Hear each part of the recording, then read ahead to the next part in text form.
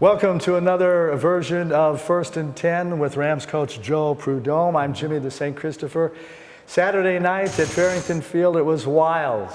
It was woolly. It was exciting. It was a dogfight. Rams come away with their first win of the season, 52-44 in not one, not two, but three overtimes. The first overtime game for the Rams since they brought football back 3 years ago, and the second in the NAIA this season. Coach, how proud are you of this team? Oh, I was real proud of our effort, real proud of our resilience. Kids never quit. Got dealt a few bad hands and situations and really overcame it well. I was proud of them. How much did they grow from this three overtime Well, I think we're going to find out this week. I think it helped a lot because we've been in, two dogfights the 2 weeks before, and I'm not going to revisit the other games, but we in our mind we could very easily be 3-0 in conference, but we didn't get it done. So, I think the actual overcoming it and coming out on top, I'm hoping it has a real positive effect this week. Great ground game. Jamarcus Jones ran wild. Trey Jackson, Keaton Huber. What got into that ground game? Well, I tell you what, adding Jamarcus to the mix is big, and we didn't have Trey only played 3 plays against Lions, so you're looking at those two guys didn't play the week before. Keaton wasn't able to be in that game much because we got behind. We had to throw a lot more. So bringing them back in and making the adjustments for Donovan not playing was big by those three, and those three can all go. And the defense that we were facing, we had to be able to run the ball to be successful. And Avery Childs had a couple of TD passes, a big bomb to Lamont Monroe. What'd you think of Avery calling the signal? Thought Avery did really well. He was a little inconsistent at times, but I thought, when he made a couple throws that were absolutely stellar and really we had to have. And he stayed pretty calm for the most part, had a pick or two, and I got to get past that. We can't turn the ball over. That's you just can't have that happen. But I thought overall, to be thrust into that position, he did very well. You guys had a 20-3 lead going into half. What happened there after that lead dissipated? Well, we didn't give up a defensive touchdown until the fourth quarter, which sounds crazy in a 52-44 game, but we didn't. Defense played absolutely outstanding for the first 3 quarters, and the first touchdown was the one that was given up by the offense when we had the bad snap after the goal line stand. So that, the fourth quarter just kind of got away, and they started coming back, and that sideline's trying to win too. So it's not like they were going to lay down. They were fighting like crazy and making plays, and made it a dogfight.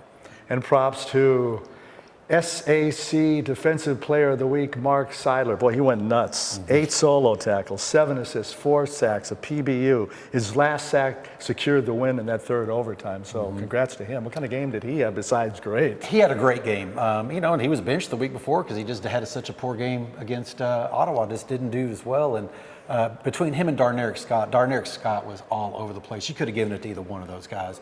But Mark made a big difference, coming in and playing Mike, and like you said, he was in on 4 sacks, had several tackles, made some really nice open field tackles.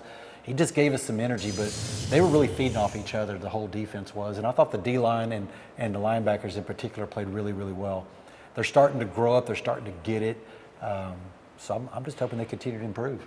Speaking of sacks, 17 sacks for the team. That's 11th in the country. Yep. How important are sacks, and how happy are you with those 17 sacks? I love the sacks. I hate giving up the bombs because sometimes that's the risk you run.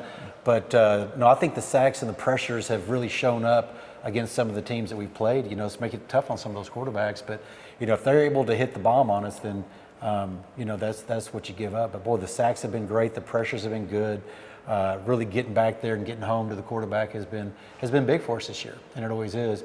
Last week I thought we adjusted really well because we had people over the top on them, and a couple of beautiful circus catches by those guys. My hat's off to those receivers, but it was it's something big for us, the sack part of it.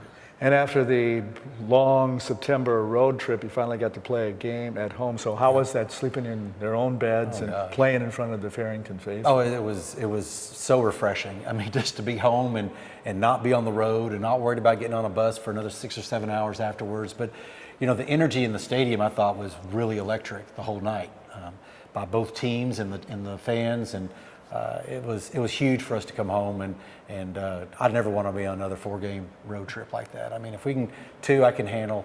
3 if you just had to do it. But Other than that, man, it's good to have that home break in there, and you get a little more familiarity. You're used to it a little more. And I thought the kids played that well.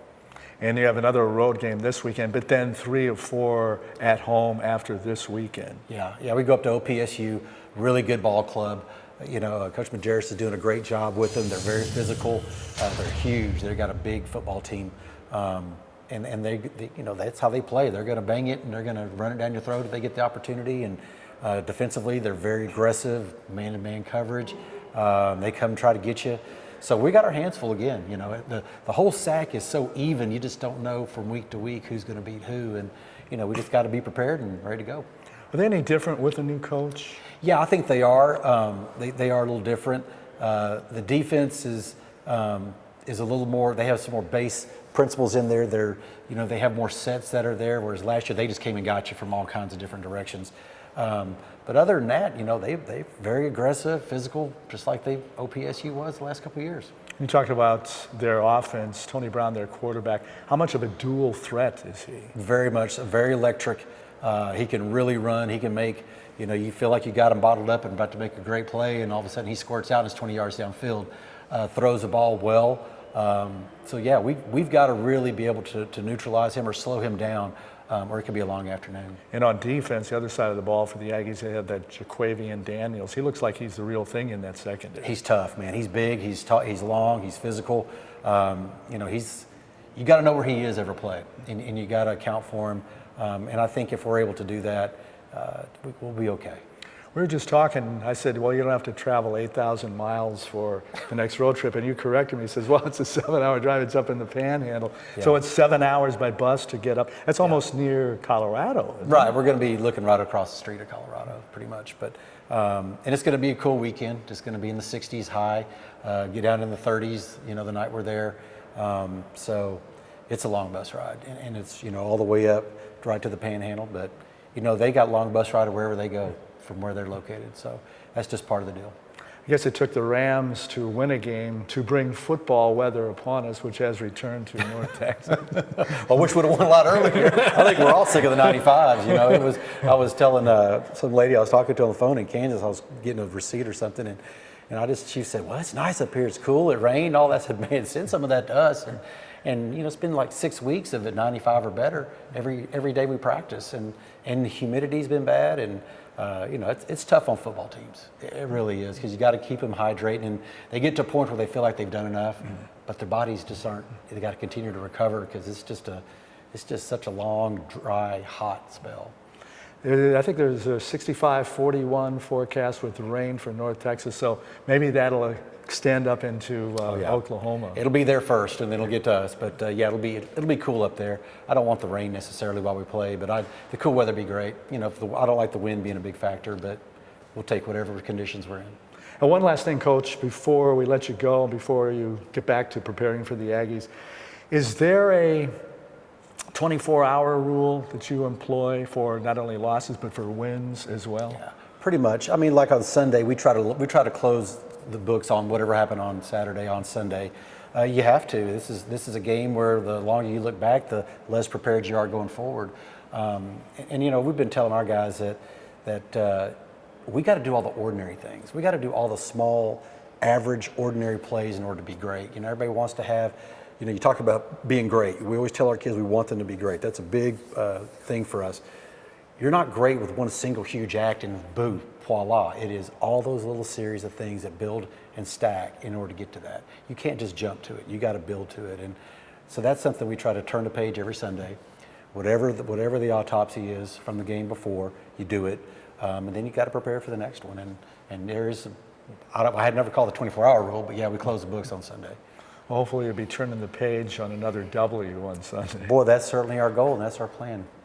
Go get them, Coach Prud'homme. And thanks to Chuck Greason, the man behind the camera, to Ricky Dotson, Camera Irvine, and Ryan Keating. For Coach Joe Prud'homme, I'm Jimmy the St. Christopher. We'll talk to you next week on First and 10.